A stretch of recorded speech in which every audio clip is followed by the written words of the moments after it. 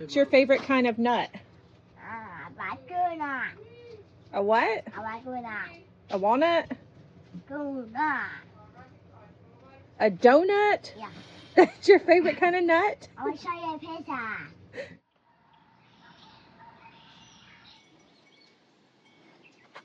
So these are some Jerusalem artichokes that we got. We have some already planted in some of the other beds, but I've not seen them popping up yet. So this time we're going to put them in, we have 3 of these buckets. Another bucket here, we filled them partially up with grass clippings that would have went in the compost pile. Then we're going to put some of this soil that we purchased at Walmart in the buckets and add these and make sure they're covered. We're going to put the Jerusalem artichokes in here to add a little bit of color, and we may add something else along here too. I have thrown in a few random seeds in these pots with the ube as well. I do. Okay, can you put them down in this hole? Look, this hole right here. Can you bend over there and put them in there? All right, and we just cover them up again. Good job.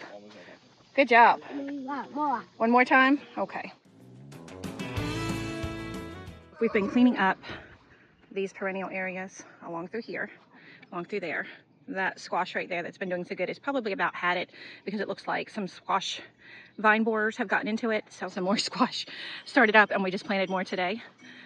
But as you can see, we have been cleaning up, weed eating around the edges of the beds, all the walkways. It would be nice if we had some more wood chips, but for now this is what we've got. And then we did the same in those up there. I still have a little bit of weed eating to do on that side. And now I'm coming through and going to trim and prune and try to trellis these cucumbers and tomatoes here a little bit more. And then hopefully I will come over here and work along this side of the bed and get some more beans planted in here. And if there's anything that needs attention over here, I will go ahead and get some of that taken care of. But that is the plan for now. I do not have the GoPro out to film while we work because it would overheat today for sure. And also Jacob has been working hard getting all the bird feeders filled, and right now he's been filling hummingbird feeders as well and getting them put back up. The back row here, this back row has been trimmed and trained on the trellis, and then I cut off the seed heads from the arugula that were in there, so that bed will be ready to replant with something else here in the near future. But for today, I am just trying to get this whole bed trimmed and trained. I would like to get over to those 2 beds over there, but I'm not sure if that's going to happen or not. So we'll see. I have had to cut out a couple of small cabbages because of rot. So if I see any more, I will go ahead and take care of that as well. And then over here, this bed doesn't really need a whole lot other than it probably needs to get harvested. But most of these look good. The peppers, eggplants are all coming along good. But I do plan to go ahead and plant some more pole beans along the back there. This is one of the downfalls to all the rain. Ants had no place to go, so they took up residence and hired on, which happens to be the raised beds. So this area is not going to get weeded or trimmed or pruned anymore until they are gone. So I'm not sure if you can tell a difference or not, but that row has been trimmed and trained up to the trellis. So as you can see, I did a lot of trimming because I have a whole wheelbarrow full of trimmings right there. Another bonus to trimming is that you can actually see all the fruits that you have. So you can see we have a lot of tomatoes out here. We have a few small cucumbers as well. So this will help make finding the fruits a whole lot easier. So now I'm going to come in and weed this bed right here. Let's see how long this takes me. Oh, I'm finished. These beds don't get that many weeds in them over here. I think the majority of the weeds came from right here underneath the bird feeder where the bird seed drops down there, and we end up with different grasses and things coming up. But even those are generally pretty easy to pull up. And now we're going to come over to this side where the potatoes came out of last week. And if there's anything that needs trained, I'm going to train it up on there.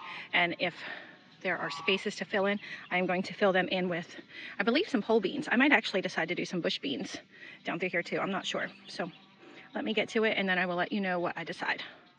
Winner is blue lake bush beans. So let's get these beds planted. Oops, that didn't work. Let's try that again. Okay, so we've got the beans planted 2 rows going all the way to the end of the bush beans. And then I also put some cucumbers in the gaps along the trellis. My little saying that I say for rotating crops are beans, fruits, greens, roots.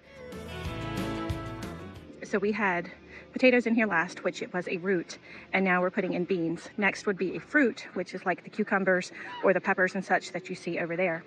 And after that would come another green. So maybe some collard greens or mustard greens in here for the fall, or even cabbages, something like that for the fall. And then again, something root crop, radishes, carrots, something like that in the spring, if I remember. I'm not like set in stone that it has to be like that, but I do try to rotate them. And then we went heavy with the tomatoes over there this year, so we may put them here next year and then maybe try them over here again the following year, or we may just rotate them between these two raised beds depending on how well they do this year. I had these gourmet edible mix flower seeds that I went ahead and planted along the front edge of this bed, and then also over here along the front edge of the bed that we just put the beans in, just to give a little bit of color.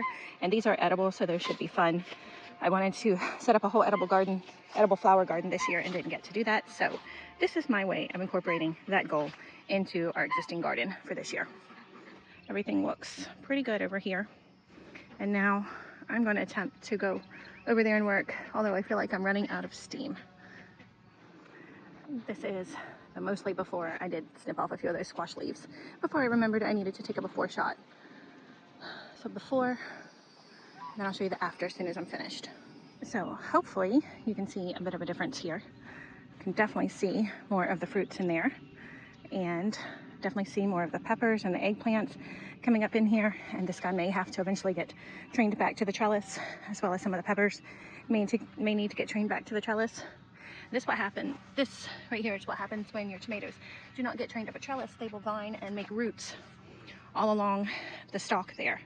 It's not necessarily a bad thing, it's just hard to harvest tomatoes when they're growing all along the ground.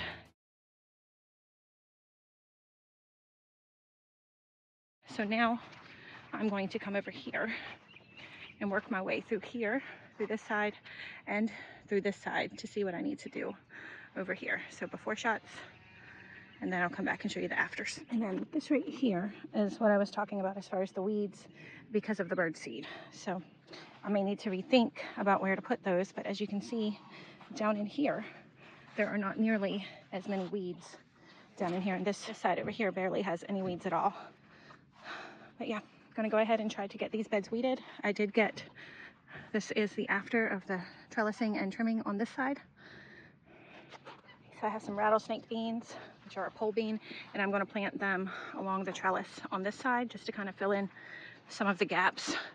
You can see the gaps in there. There are a couple of tomatoes in there, but I'm going to fill in the gaps with the beans because those tomatoes don't look the healthiest and they may end up coming out later.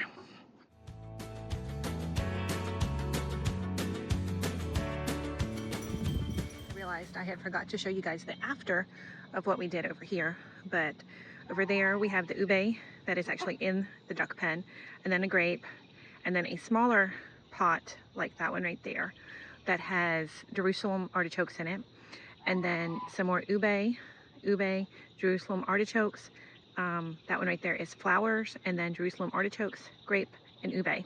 We also put some seeds for, I think it was Armenian cucumbers, a lot of different flower seeds. I don't know, we throw a bunch of random seeds in there just to fill out those pots.